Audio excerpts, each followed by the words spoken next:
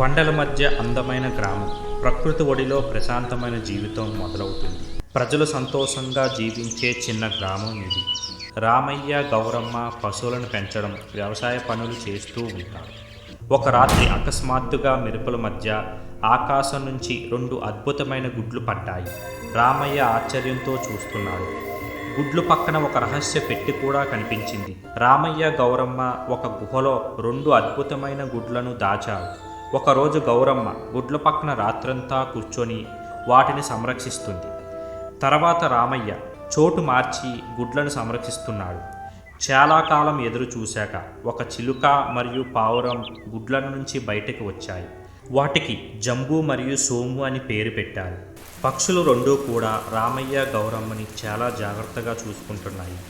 జంబూ, సోము అన్నదమ్ముల్లా కలిసిపోయారు. ఒకరోజు జంబూ ఒక దొంగ పెట్టిన వలలో చిక్కుకుంది. వల చాలా దృఢంగా ఉంది. జంబూ దాని నుంచి బయటపడడానికి ప్రయత్నిస్తుంది మరియు అరుస్తుంది. సోము ఆకాశం నుండి జంబూను చూసి చాలా వేగంగా వస్తుంది. సోము దొంగ మీద దాడి చేసి జంబూని రక్షించింది.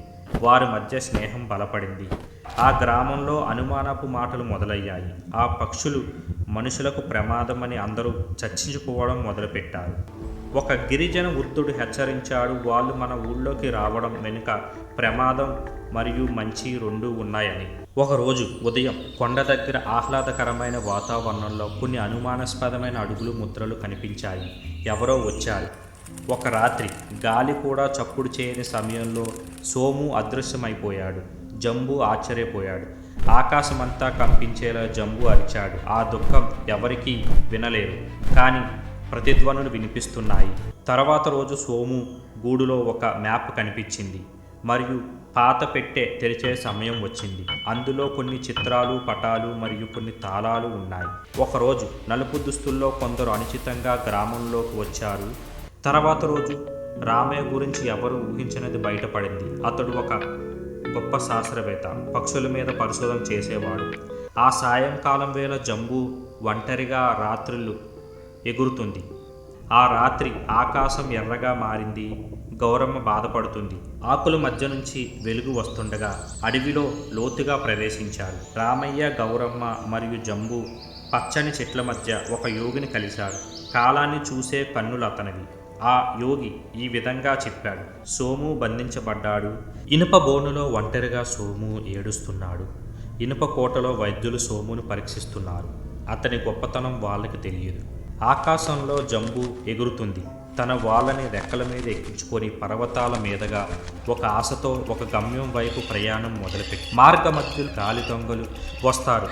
గౌరమ్మ రామయ్యను భద్రంగా కిందకు దించి ఇప్పుడు జంబూ ఒంటరిగా యుద్ధానికి సిద్ధమైంది. యుద్ధంలో గాయపడిన జంబూ చెట్ల నీడలో అరణ్యంలో విశ్రాంతి తీసుకుంటుంది. గాయాల నుండి లేచిన జంబూ రామయ్య, గౌరమ్మను మళ్ళీ తన రెక్కలపై తీసుకొని బయలుదేరింది. ముందు ఉన్నది గాలికోట, వెనక నిలిచింది లక్ష్యం.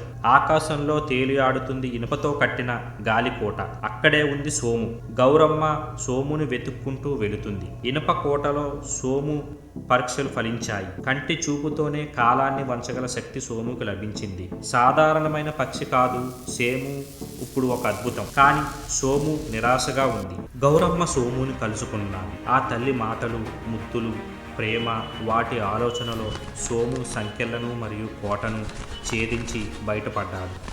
సోము, జంబూ గాలికోటను చీల్చారు. ఇనుప కట్టడాలు విరిగిపోయాయి. నేచర్ మళ్ళీ గెలిచింది. గ్రామస్తులు కోపంగా ఉన్నారు. రామయ్య, గౌరమ్మ వారు పాత నిజాలను దాచినందుకు అంతా ముగిసింది అనుకున్నారు. కానీ పక్షుల కలలు చిన్నవిగా ఉండవు.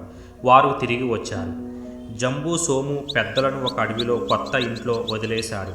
ప్రకృతి మధ్య ప్రశాంతమైన జీవితం మొదలయ్యింది. అక్కడ జ్ఞాపకాలు మాత్రమే మిగిలాయి. ప్రశాంతమైన ఉదయం. రామయ్య మనసులో వాళ్ళిద్దరూ మనవాళ్లే, కానీ వాళ్ళు ఈ లోకానికి వచ్చిన పని ఇంకా ఉంది. అసలు కథ ఇప్పుడే మొదలయ్యింది. ఆ యవ్వనంలో రామయ్య ల్యాబులో పక్షులపై ప్రయోగాలు చేస్తున్నాడు. అదే ఒక కొత్త ప్రపంచానికి బీజం. తర్వాత ఏమి జరిగిందో తెలుసుకోవడానికి తప్పకుండా చూడండి పార్ట్ 2 మీ ఇన్ఫోటాట్స్లో.